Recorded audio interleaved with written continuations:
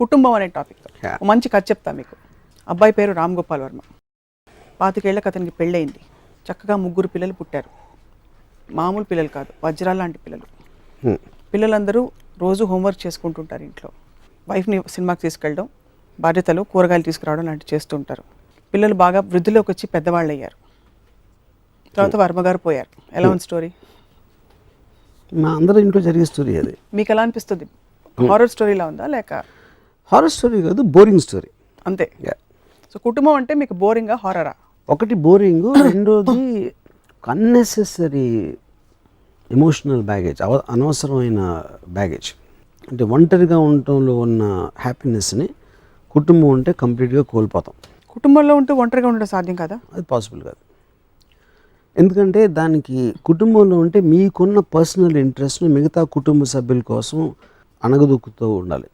అణగదొక్కలేనప్పుడు వివాదాలు వస్తాయి, గొడవలు వస్తాయి, దెబ్బలాటలు వస్తాయి, నాకు కనిపించకుండా పోని ఇలాంటి ఆస్పెక్ట్స్ అనేది నాకు చిరాకు. సొసైటీ నిలబడేదే కుటుంబ వ్యవస్థ మీద. అమ్మ నాన్న ఒంట్లో బాగాలేనప్పుడు చూసుకోవడాలు, గివింగ్, లవింగ్, షేరింగ్, హగ్గింగ్, ఇవన్నీ మీ డిక్షనరీలో లేవా? కుటుంబం డెఫినెట్గా మనం ఇంకో ఎపిసోడ్ కూడా దీని గురించి మాట్లాడడం. దాని వలన ఫ్యామిలీ అనేది it is one of the most principal elements of society particular time పీరియడ్లో, ఎక్కడ ఆరిజిన్ అయినప్పుడు. కానీ అంటే ఇప్పుడు కొంతమందికి ఫ్రెండ్స్ కావాలి, లేకపోతే ఒక వీక్ మైండ్ సెట్ ఉన్నప్పుడు, కానీ ఒక కంటిన్యూస్గా ఒక ఎమోషనల్ బాండింగ్, లేకపోతే కష్టం వచ్చినప్పుడు చెప్పుకోవటానికి ఎవరో ఉండాలి. కాబట్టి వాళ్ళకి ఫ్రెండ్స్, కుటుంబ సభ్యులు లాంటి వాళ్ళు అవసరం అవుతారు. నాకు అలాంటి పరిస్థితి ఎప్పుడు రాదు అసలు. ఎందుకంటే నేను ఎప్పుడు లోగా ఫీల్ అవును, నేను ఎప్పుడు ఇంకొకటి సహాయం నేను అడగను. లోగా ఎందుకు ఫీల్ అవ్వరు అన్నది నేను ఫీల్ అవును, ఎందుకంటే నేను ఎప్పుడు హైలో ఉంటాను. కాబట్టి ఉదాహరణకి ఇప్పుడు కుటుంబం వచ్చింది కాబట్టి నా కుటుంబంలో 2 ఎక్స్పీరియన్స్ చెప్తాను మీకు. డెల్యూజనల్ స్టేట్ అనేది ఆల్మోస్ట్ సినిమా స్టేట్ అనేది నా ఫీలింగ్. సినిమా అనేది ఎల్యూజన్. ఎందుకంటే లేనిది ఉన్నట్టు మీరు తెర మీద కనిపించడానికి ఒక భ్రమ కలగజేయడానికి ట్రై చేస్తున్నారు ఆడియన్స్కి. నేను రియల్ లైఫ్లో కూడా అదే భ్రమలో ఉంటాను. So I live in a state of cinema. It's not about I live for cinema అంటలేదు, I live in a state of cinema which actually means creating your own world. నా మైండ్లో ఒక వరల్డ్, ఒక సినిమా నడుస్తుంది. ఆ సినిమాలో నేను ఒక పాత్ర వేస్తున్నాను. అప్పుడు ఏంటి, సినిమాని నేనే తీస్తున్నాను కాబట్టి నాకు అనుగుణంగా మలుచుకుంటూ ఉంటాను. సో అప్పుడు ఇప్పుడు ఫర్ ఎగ్జాంపుల్ నేను ఒక పర్టికులర్ టైంలో నాకు డివోర్స్ అయింది. నేను నియర్లీ 6 or 7 years, నాకు సరిగ్గా గుర్తులేదు, ఆ టైం పీరియడ్లో నా డాటర్ నేను చూడలేదు అసలు. ఎందుకంటే ఇప్పుడు తను నా వైఫ్తో ఉంటుంది, నేను ఎక్కడో బాంబేలో ఎక్కడ సినిమాలు చేస్తాను. సో అప్పుడు ఎప్పుడైనా ఒక ఇద్దరు విడిపోయినప్పుడు ఆబ్వియస్లీ మనస్పర్ధలు ఉంటాయి, ఏదో కారణాలు ఉంటాయి, వాటెవర్. అది ఉన్నప్పుడు మీ ఫాదర్ ఇలాంటి వాడు, లేకపోతే తన పిల్లలు వినేస్తారు అని చాలామందిని చూశాను నేను కూడా అంత బ్యాడ్ కాదు, నేను మంచోడిని అని కంటిన్యూస్గా పిల్లలకి చెప్పుకుంటాను. సో అది నేను నా ప్రైమరీ ఎయిమ్ అనేది సినిమా ఒక్కటే కాబట్టి నేను ఆ టైం నేను ఇవ్వలేను, ఆ టైం నేను ఇవ్వను అని కూడా నాకు తెలుసు. అందుకని కంప్లీట్గా నేను తన్ని నా వైఫ్ దగ్గర వదిలేసాను. నేను ఎప్పుడు ఫోన్ కూడా చేయలేదు, మాట్లాడలేదు. 7 years అయిన తర్వాత, అంటే ఒక తనకి 12 or 13 వచ్చిన తర్వాత ఫస్ట్ నేను కలిసిన ఓపెనింగ్ నేను నా డాటర్ రేవతికి చెప్పింది ఏంటంటే, నువ్వు నా గురించి ఎంతవరకు విన్నా అంతకన్నా వరస్ట్ మనిషి నేను. ఎందుకంటే నేను ఎంత వరస్ట్ మనిషో వేరే వాళ్ళకి తెలిసే ఆస్కారమే లేదు, నా ఒక్కడికి తెలుసు కాబట్టి చెప్తున్నాను. ఏమైనా కూడా చాలా తక్కువ నా గురించి. నేను ఎక్స్ట్రాడినరీ సెల్ఫిష్ పర్సన్ని, సెల్ఫ్ సెంటర్డ్ పర్సన్. నేను నా ఆనందం తప్పితే ఎవరి గురించి దేని గురించి నేను కేర్ చేయను. సో నువ్వు నా కూతురు కాబట్టి okay, I love you, but if you don't like me, I have no problem. నాకు ఇంకోళ్ళు నాకు మీద ఇష్టపడటం నాకు ఇష్టం లేదు. ఫస్ట్ ఆఫ్ ఆల్ నేను నాకున్న కెపాసిటీలో నీకు ఏదైనా ఫైనాన్షియల్ లేకపోతే ఏదైనా కాంటాక్ట్ ఇలాంటి హెల్ప్ చేయమంటే చేస్తాను, ఎప్పుడు నువ్వు అడిగినా. కానీ నీ కోసం నా టైము, నా మెంటల్ ఎనర్జీ ఇవ్వను. నీ స్కూల్లో ఎలా చదివావో నాకు అనవసరం. ఎప్పుడు నాకు ఒళ్ళు బాగోలేదంటే వచ్చి నీ పక్కన కూర్చుని మందు తిన్నావా అని నేను అడగను. ఇప్పుడు ఎవరైనా ఇలా మాట్లాడతారా అంటే మాట్లాడుకుంటే అది నాలో ఉన్న నిజం, అది నిజం నేను చెప్పేశాను. తర్వాత తను నాకు ఫ్రెండ్ అయిపోయింది. ఎందుకంటే నేను తన కూతురులా చూడలేదు కాబట్టి ఒక మనిషిగా చూసింది. మనిషిగా చూసినప్పుడు ఆటోమేటిక్గా ఫ్రెండ్ అయిపోయింది. సో ఇప్పుడు ఇవాళ రోజున ప్రాబబ్లీ తను కూడా నా మీద జోకులు వేస్తుంది. మీడియాలో ఏదో నా గురించి ఒక ఇదొచ్చో లేకపోతే నాకు ఎవరో అమ్మాయితో అఫైర్ ఉందంటే she also jokes with me because she also mentally cut off the relationship. కానీ క్లోజ్నెస్ వైజ్గా వస్తే తనకి నాకు ప్రాబ్లీ డాటర్ ఫాదర్ గానే ఎక్కువ క్లోజ్నెస్ ఉంది. ఇది ఒక one example I'm trying to say. ఇప్పుడు మా ఫాదరు మదరు అంటే ఐఎమ్ గ్రోయింగ్ టైంలో చెప్పింది స్టేట్ ఆఫ్ సినిమా అనే దానికి నేను ఒక ఎగ్జాంపుల్ ఇస్తాను. ఒకరోజు నేను చెన్నై నుంచి ఇంటికి వచ్చాను. ఇంటికి వచ్చి బాంబే వెళ్ళాలి, ఫ్లైట్ లేట్ అయిందని నిద్రపోతున్నాను మధ్యాహ్నం. మా సిస్టర్ నిద్ర లేపి బుజ్జి ఫోన్ చేశాడు భీమవరం నుంచి, అర్జెంటుగా మాడాలి. బుజ్జి అని మా డిస్టెంట్ కజిన్. సో ఆడు ఫోన్ చేస్తే నన్ను ఎందుకు లేదు అంటే ఎప్పుడు నేను కలవను కూడా, బుజ్జిని చాలా రేరుగా కలుస్తున్నాను. ఆడు ఫోన్ చేస్తే నన్ను ఎందుకు నిద్ర లేపింది అని ఒక సెకండ్ అనిపించింది నాకు. సరే వెళ్ళి ఫోన్ ఎత్తే అప్పుడు ల్యాండ్లైన్ టైంలో ఫాదర్కి హార్ట్ అటాక్ వచ్చింది రమ్మను. సరే వాళ్ళ ఫాదర్కి హార్ట్ అటాక్ వచ్చింది అనుకుని పక్కన ఎవరైనా ఉన్నారా అన్నాడు.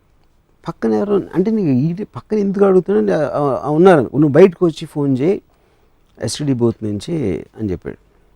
సో నేను ఫోన్ పెట్టేసి అక్కడ మా కాలనీ చివరున్న ఫోన్ బూత్కి వెళ్తా ఉంటే నడుస్తూ ఉంటే ఎందుకు నన్ను పక్కన అడిగాడు అని స్లోగా I realize that he's talking about my father. అంటే మా ఫాదర్ ఊర్లో లేరు కూడా నాకు తెలియదు అప్పుడు, ఎందుకంటే నేను ఆ రోజు పొద్దున్న చెన్నై నుంచి వచ్చాను. సో వెనకాల మా బావగారు వస్తూ ఉంటే మా బావని అడిగాను, ఏంటి నాన్నగారు ఎక్కడ ఉన్నారంటే భీమవరం లేదండి. Then I realized. నేను ఎస్టీడీ బూత్లో నుంచి ఫోన్ చేస్తే ఏంటి బుజ్జి అంటే లేదు రాము పోయారు, ఇప్పుడు బాడీ అక్కడికి తీసుకురావాలా మీరు ఇక్కడికి వస్తారా అడుగుదామని ఫోన్ చేశానని చెప్పాడు. సరే లేదు ఇక్కడికి తీసుకొచ్చే అని చెప్పాను. అంటే నాకు I did not feel anything at all. నేను పక్కకు తిరిగి మా బావగారు చెప్పాను నాన్నగారికి హార్ట్ అటాక్ వచ్చిందంట అనగానే ఆయన అక్కడ రోడ్డు మీద చదివి పడిపోయారు. నేను తిరిగి ఒక 2-3 ఫోన్స్ చేసి మా అంకుల్స్కి వాళ్ళకి ఇలా వచ్చింది న్యూస్, మీరు మాత్రం ఇంటికి రావద్దు ఎవరు, నేను అమ్మని ప్రిపేర్ చేయాలని చెప్పి నేను అక్కడి నుంచి వెనక్కి నడుస్తా అమ్మకి ఎలా చెప్పాలి అనేది ఆలోచించి ఒక స్క్రీన్ ప్లే తయారు చేశాను. ఇంటికి వెళ్ళి నేను అమ్మ నాన్నకి ఏదో పెయిన్ వచ్చిందంట నేను ఇక్కడ తీసుకొచ్చామని చెప్పాను. మన ఇక్కడ హైదరాబాద్లో బెటర్ హాస్పిటల్ ఉంటుంది కదా, దానికి అమ్మ నేను ఏం లేదని అప్పుడు నేను ఎవరినో తీసుకొస్తా ఉంటే ఆ ఎవ్రీ 20 minutes ఆడితో ఫోన్ చేస్తున్నాను, ఎంతవరకు వచ్చారు, విజయవాడ వచ్చారా, ఇక్కడ వాడెవర్ మధ్యలో ఉండే ప్లేసెస్ నుంచి. సో టోటల్ వీళ్ళందరూ చుట్టాలకు తెలిసి వచ్చిన వాళ్ళందరినీ రోడ్లకి ఆ పక్కన ఈ పక్కన ఆపించేస్తున్నాను. అంటే ఇదంతా making a film actually. Why to create one effect on my mother, how to prepare her slowly ఆమె సింక్ అన్ని ఎలా చేయాలని స్క్రీన్ ప్లేలో నేను డైరెక్షన్ చేస్తున్నాను. ఫాదర్ పోయారు అనేది నేనేం ఫీల్ అవ్వాలనేది అసలు నేను మర్చిపోయినాను కంప్లీట్గా. అయిపోయిన తర్వాత ఒక పర్టికులర్ టైంలో మా గ్రాండ్ ఫాదర్ వచ్చేసి అంటే రాత్రి అయిపోయింది, అప్పటికి ఇంకా వస్తున్నారు దారిలో ఉన్నారు ఎలాంటివి మెయింటైన్ చేస్తారు. ఎప్పుడైతే మా గ్రాండ్ ఫాదర్ ఒక పర్టికులర్ టైంలో వచ్చి చెప్పనా అని అడిగితే వద్దు మనం లాస్ట్ మినిట్ వరకు చెప్పదని చెప్పాను. తర్వాత నేను నిద్రపోయిన తర్వాత ఒక 2 o'clock రాత్రి మా కజిన్ నిద్ర లేపి కారు వచ్చిందన్నాడు. నేను బయటకు వచ్చి కారు కొంచెం దూరం లాగుంది మా ఫాదర్ గారు. అది చూసి ఫస్ట్ టైం నాకు స్ట్రైక్ అయింది యాక్చువల్గా అసలు ఏంటి విషయం అనేది. అంటే సినిమాలోంచి రియల్ లైఫ్లోకి ఒక సెకండ్ వచ్చింది బయటికి. ఇమీడియట్గా లేదు కారు అక్కడికి తీసుకెళ్ళిపోండి, మనం పొద్దున్నే తీసుకొచ్చి ఇమీడియట్గా చేసి పంపించేద్దాం. ఆ కారు తీసుకెళ్ళిపోయారు. ఈ లోపల మా గ్రాండ్ ఫాదర్ చెప్పేశారు మదర్కి, తను షీ వాజ్ క్రైమ్. సో నేను వెళ్ళలేదు అక్కడికి, ఎందుకంటే I don't want to see her cry. తర్వాత పొద్దున్న అక్కడికి వెళ్ళి ఆ బాడీని బయటికి తీస్తూ ఉంటే మా సమ్ అంకుల్ ఎవరో ఉన్నారు, ఆ ప్రాక్టికల్ ఆస్పెక్ట్ ఆఫ్ బయటికి తీసుకొస్తూ ఉంటే ఆ కాలు కొంచెం టైప్ పెట్టండి అంటే అలాంటిది ఒక ఇన్స్ట్రక్షన్ ఇచ్చాడు. అంటే మనం ఫర్నిచర్ ఏదో తీస్తూ ఉంటే చెప్తాం కదా, ఒక ప్రాక్టికల్ ఆస్పెక్ట్ జరపటం అనేది. అలా మా ఫాదర్ని అంటున్నాడు అని ఒక టక్కని కోపం వచ్చింది. నాకు నార్మల్గా అసలు ఎప్పుడు కోపం రాదు, కానీ నా లాజికల్ బ్రెయిన్ అదొక ప్రాక్టికాలిటీ ఇన్స్ట్రక్షన్ ఇస్తున్నాడని నాకు తెలుసు. కానీ అనే విధానంలో నాకు అక్కడి నుంచి ఐ జస్ట్ వెంట్ ఆఫ్. నేను నడుచుకుంటే ఈ బంజారాస్ రోడ్ల మీద అంతా తిరిగేసి ఒక 1 hour ఫైనల్గా ఇంటికి రీచ్ అయిన తర్వాత ఎవరో వచ్చి నాకు మా ఫాదర్ విల్ రాశారు బాడీని హాస్పిటల్ డొనేట్ చేయాలి, ఐస్ డొనేషన్ చేయాలనేది. అది సరే నేను అందరూ ఏడుస్తూ ఉంటే నేను లోపలికి వెళ్ళి ఏమైనా ఇలా నాన్నగారు ఇలా విల్ రాశారు అది ఇది అని చెప్తే, అండ్ ఆబ్వియస్లీ మిగతా చుట్టాలందరూ అలాంటి మామూలుగా అలౌ చేయరు కాబట్టి కన్జర్వేటివ్ పీపుల్ వాళ్ళు ఎగెయిన్స్ట్గా చెప్తున్నారు. నేను చెప్తే నీ ఇష్టం, నువ్వు తీసుకో, నువ్వే డిసైడ్ చేయాలి చెప్పింది మదర్. అప్పుడు నేను నాన్నగారు కావాల్సింది చేయాలి అని అనుకుని I went a go head and I డొనేషన్కి. సో ఆ ప్రసాద్ హాస్పిటల్ నుంచి ఎవరు వచ్చారు, ఇద్దరు నర్సులు, నాకు ఇంకా గుర్తున్నారు. వాళ్ళు ఒక ఆటో దిగి ఏదో నడుస్తూ నవ్వుతా జోకులు వేసుకుంటూ లోపలికి వెళ్తారు. నేను బయట నుంచి ఉన్నాను. అఫ్కోర్స్ వాళ్ళకి one more patient, so they can't connect the same way. వీళ్ళ ఇంట్లో రిలేటివ్స్ ఉన్నారు, వాళ్ళు ఉన్నారు అనేది క్వశ్చన్ కాదు. సో వాళ్ళు వెళ్ళి వాట్ ఎవర్ ప్రాసెస్ అందరినీ బయటికి పంపి దానికి సంబంధించిన మెడికల్ ప్రాసెస్ చేశారు. చేసిన తర్వాత ఫైనల్గా అప్పటి నుంచి బాడీ తీసుకెళ్ళే టైం వచ్చి నేను లోపలికి వెళ్ళేసరికి మదరు బాడీ పక్కన కూర్చొని ఏడుస్తున్నారు. వీళ్ళు చేసిన ప్రాసెస్లో అది ఇది కరెక్ట్గా చేయలేదా ఏం చేయలేదా, ఒక ఐలిడ్ అనేది కొంచెం తెలుస్తుంది. అంటే అది వాళ్ళ మిస్టేకా దా ప్రాసెస్ అనేది నాకు గురించి తెలియదు. అప్పుడు నాకు కోపం వచ్చింది సార్ నా మీద. అంటే పాయింట్ ఏంటంటే మా మదరు తనతోటి ఒక 40 years ఉంది. తనని ఆ పరిస్థితిలో మా ఫాదర్ని చూపించాల్సిన డెసిషన్ తీసుకుంది నేను. Of course I didn't know that's how it will be.